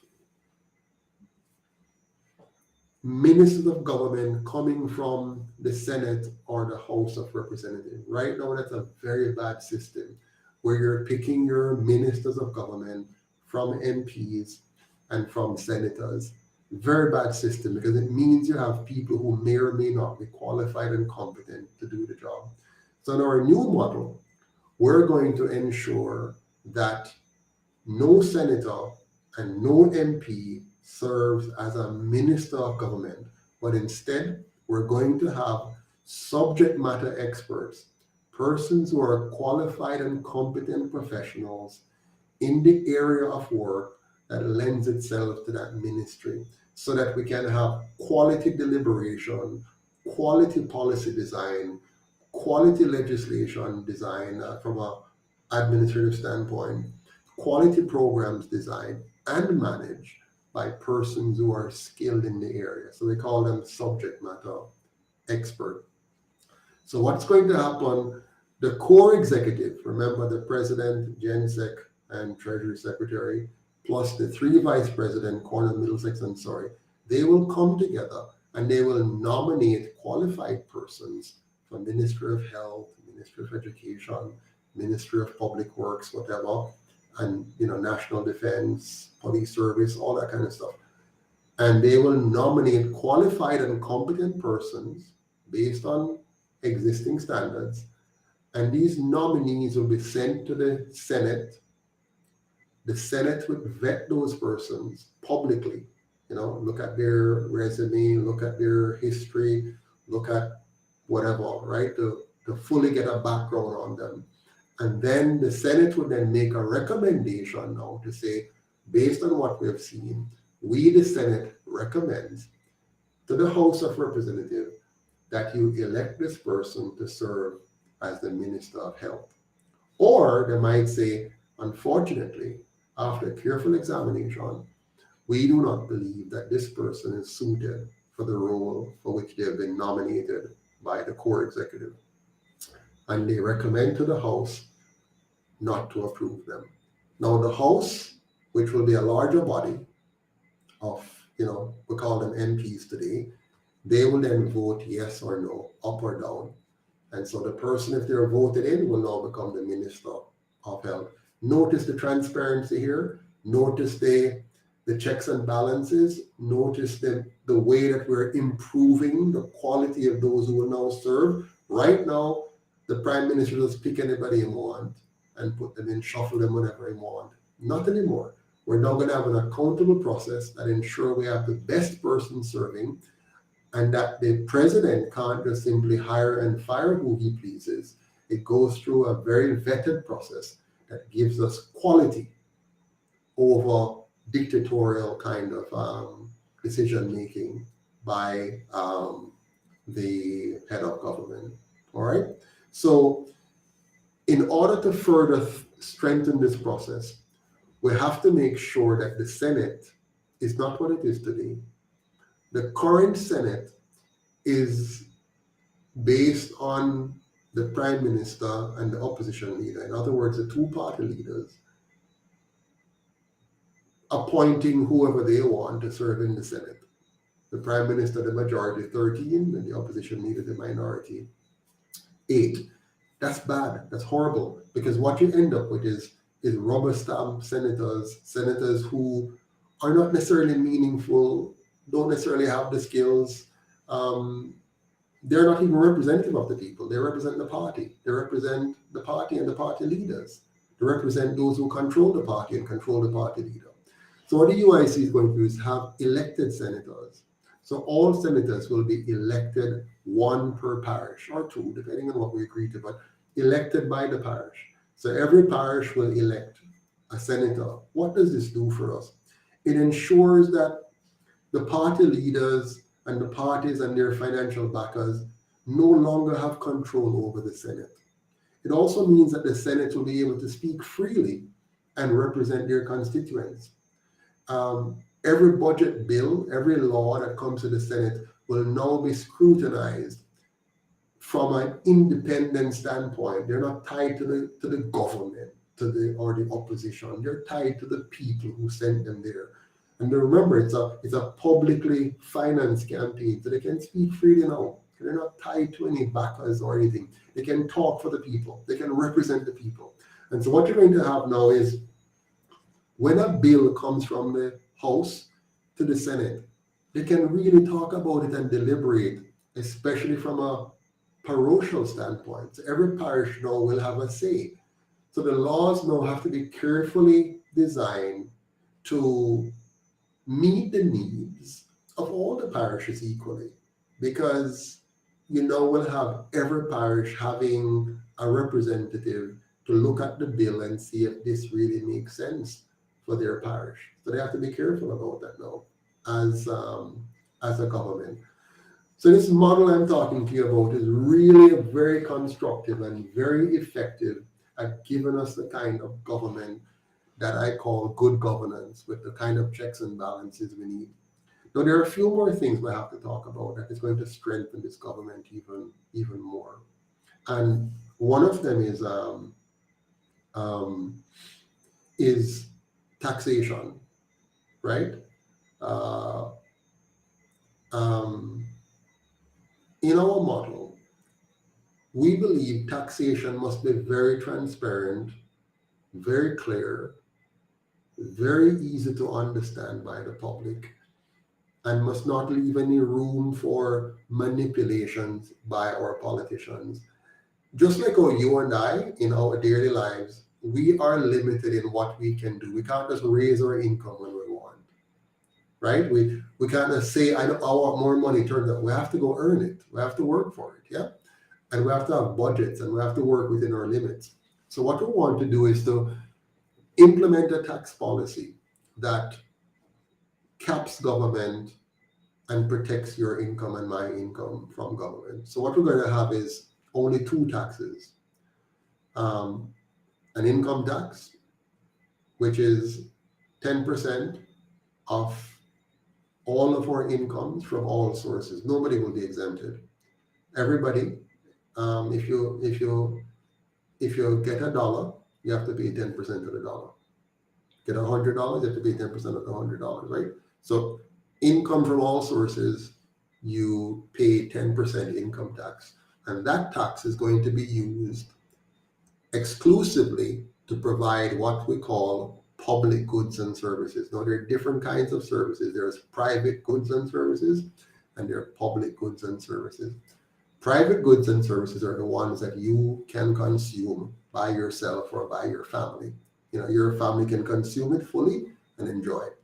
Public goods and services are the ones you have to share with the rest of the society. So like public roads and public light and public library and public fire station and public police and that kind of stuff. So all of those things will be paid for by the 10% on all of our income. So all of us, rich or poor, will give 10% of our earnings to the government to provide us with quality, high quality public services that will keep us safe, keep our environment clean, gives us public order, and all that kind of wonderful stuff. 10% of our income for that. Another tax will be charged now, which is a sales tax, which is 10% of the things you buy. You buy food, you buy clothes, you buy stuff out on the road, 10% sales tax. That tax is going to have a designated purpose. Unlike the other tax, this one has 3 primary areas. Number one, its first purpose is to eliminate poverty. So we're going to dedicate that tax to making sure that every family child get proper nutrition, proper education, proper nutrition, decent housing. Because we believe if you take care of those fundamental needs, nutrition, education, healthcare, and housing, you solve that problem, you're setting up that person to succeed. You're empowering them to succeed. You're making that family having the foundation to build generational wealth. Now, we know that everybody won't do the same level. Some will work harder, some will work smarter. So some of us are going to get richer because we work smarter and harder than others, and some will be at a minimum level of, being able to not die of hunger, and others will be somewhere in the middle. The bell curve, that's life. We can't change that. But what we can do is give everybody a foundational start, a basic level, a level that prepares you to succeed and supports you to succeed, right? So poverty elimination. Secondarily now, we need to make sure that we protect the environment. So we're going to have a fund for protecting our environment, making sure that we don't mess up our waterway, mess up our soil,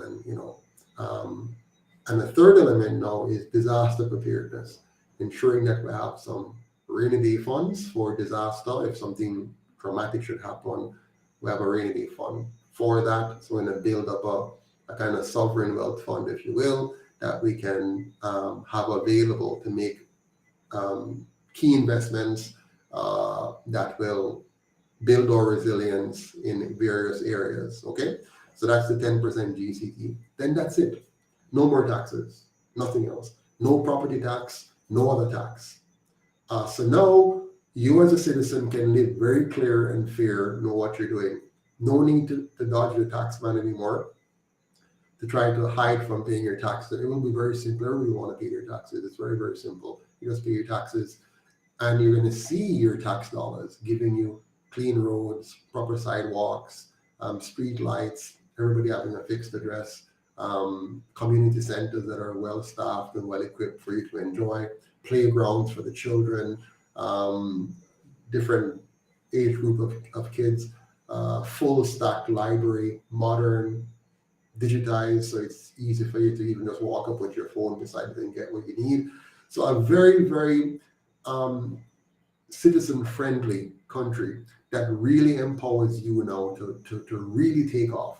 So those of you who are inclined to be entrepreneurs, you're going to be in heaven, because now the country is designed for you to come up with ideas, create, invent, innovate, off the charts. You can now just get out there and do your stuff and bring us new products and services, bring the world new products and services, because very business friendly, easy to set up, easy to get your bank account, easy to transfer money between you and family, friends, customers, globally, locally. So a whole new dimension to Jamaica where it becomes friendly to you. Life must be easy because of your government, not hard. No more long lineups at tax offices and that kind of foolishness. You need to have a country that actually works for you. Yes, Mr. Noble, we're going to break the shackles, break the chains, and release our people 100%.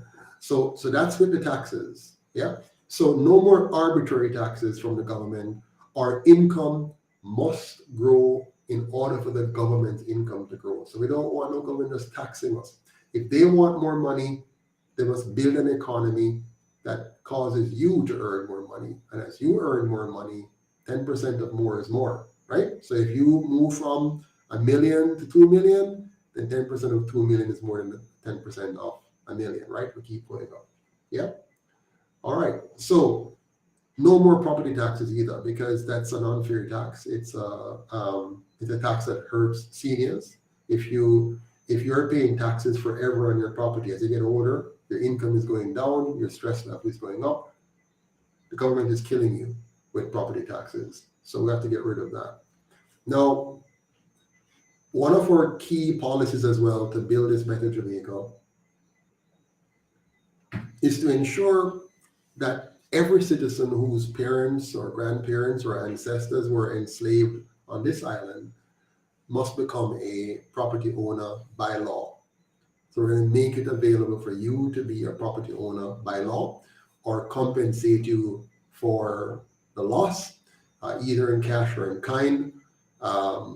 We have to ensure that we reverse the victimization, reverse the sin, reverse the criminal act that was done to our ancestors by denying them of their land and the value of their labor. And so we're going to start a process of what do you call it again? Reparation, by having land reparation, property reparation, by just helping you to get settled one way or the other. So either you get it in land or you get it in housing, or both, depending on the situation. It might be a case where the benefit you get is to refurbish your existing home so that it's more up-to-date and modern. It might be to complete an incomplete home. It might be a completely new home. It might be access to land for the purpose you want to, but everybody will benefit from our land program, because you have to be compensated for your loss one way or the other. This is going to spur a massive building boom, but not the kind that simply make other people millionaires and billionaires at the expense of our people.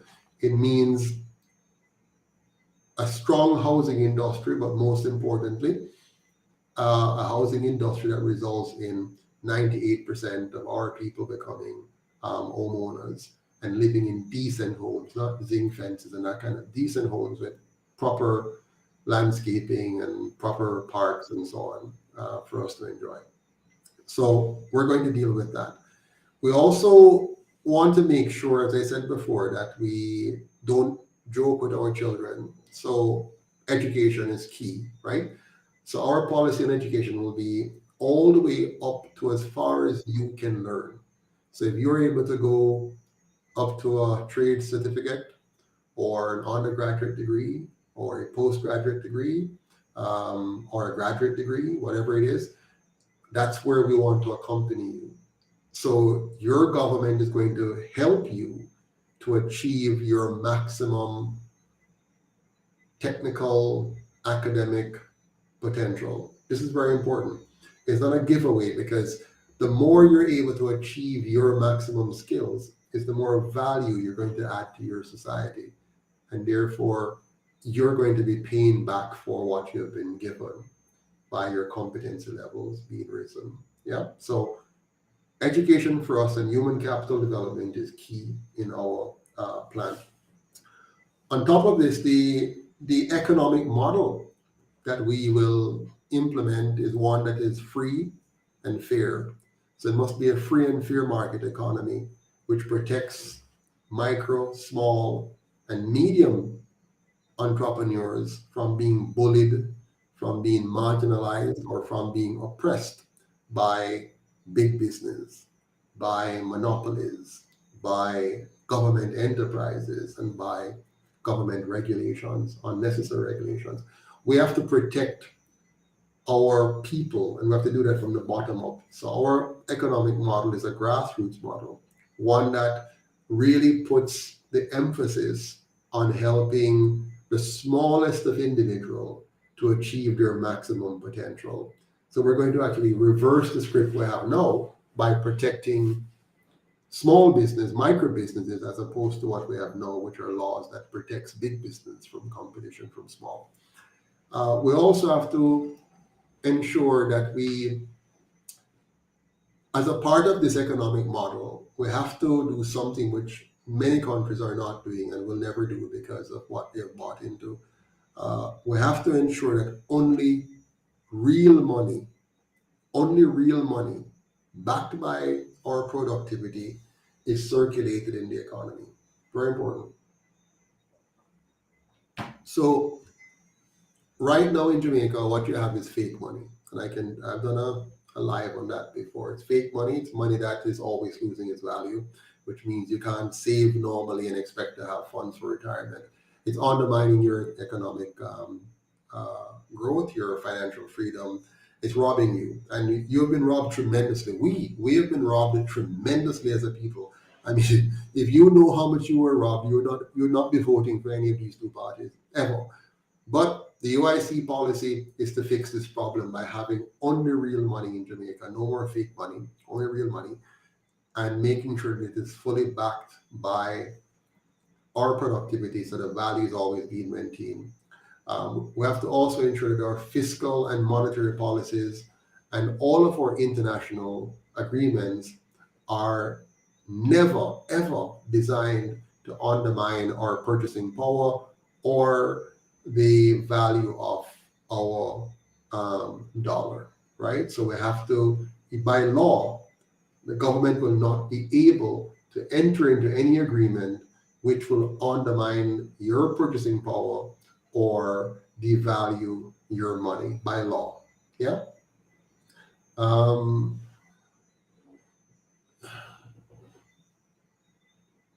So continuing along here, the government that the UIC wants to put forward and will put forward and will implement for Jamaicans will also ensure that government does not use your tax dollars. This is very important.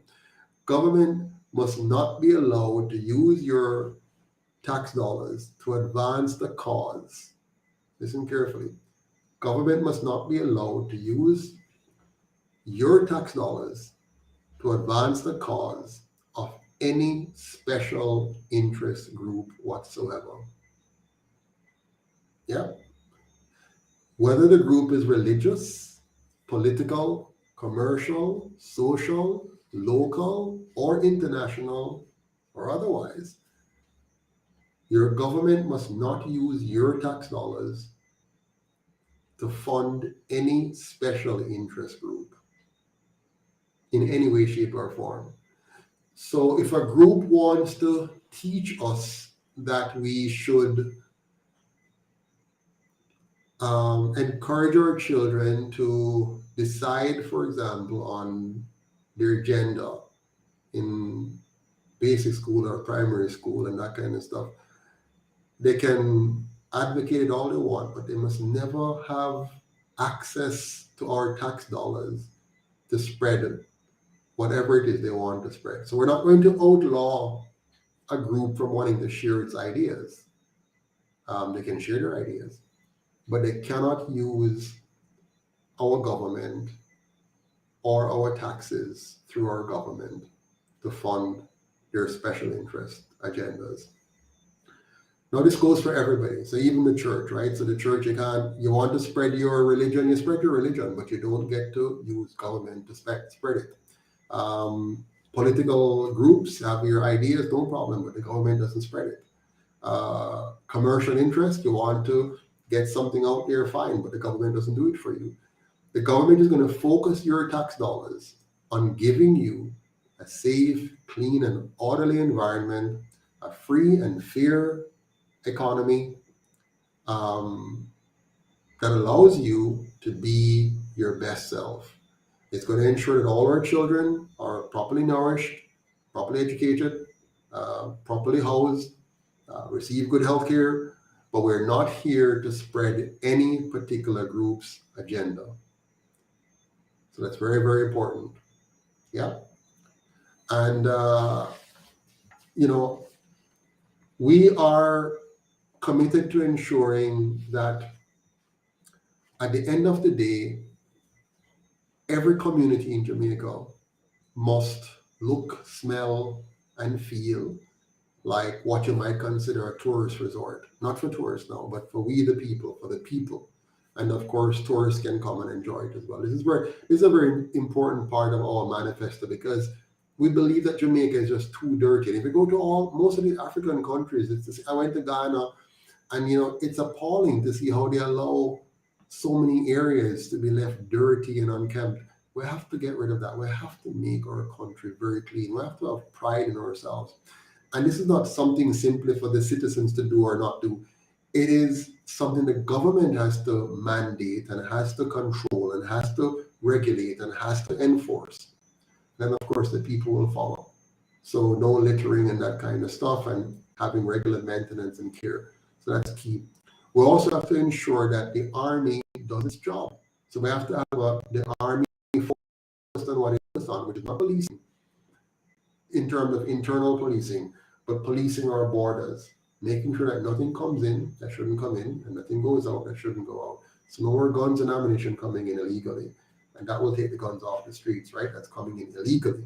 While we're going to defend the rights of the citizens to defend themselves, those who want to own firearms legally. So you see, we're putting everything in its proper place. We're making sure that we have a well-ordered society that maximizes your freedom while giving you an environment in which you can enjoy that freedom. The police must be so designed not just to serve and protect, but to also respect every citizen. So the police must treat every citizen as individuals to be respected. If the person of his pants dropping off his bottom, he still must be respected as a person who is wearing his jacket and tie. Yeah, we're not going to facilitate police brutality or police disrespect of citizens. If you want respect, you have to show respect. So we're going to mandate respectful policing. Yeah. We have to also ensure that our beaches and our public spaces are open and accessible to all Jamaicans, and that all of us, of course, are required to behave ourselves appropriately in these spaces. So it's two sides. The spaces must be open to you, so tourists can use it, but you can use it too. But your behavior has to be appropriate as well, right? So we balance that off. Government policy, at the end of the day, must ensure, this is key now because it's a part of our national security. We have to ensure we have water, food, and energy security. And so the UIC's policies are designed to give us those three things. I could say more, but I've come to the end of my time on this program. So I just want to say, Haiti, Niger, Jamaica, yes, they're struggling like many other African nations around the world, but we do not need to despair. We need to remember that Marcus Garvey, long ago, he died in 1940.